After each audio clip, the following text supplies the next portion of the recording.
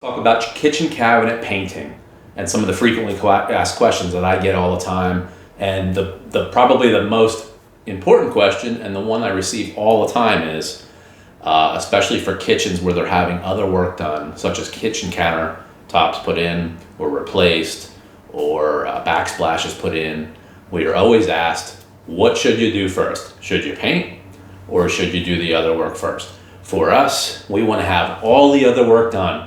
We want to have the countertops in, we want to have the backsplash done, we want to have the walls painted, we want everything done. And the reason we want everything done is we don't want to have to come back and touch up the kitchen kitchen cabinets that we've just painted and finished. Typically we find that if we do the cabinets first, and then we do countertops, we do backsplashes, we're painting the walls, we're invariably going to have to come back and touch up those cabinets. And you know, time is money. We can't just keep coming back touching up other people's work who've damaged our work. So we like to have everything else finished. We'll cover everything up.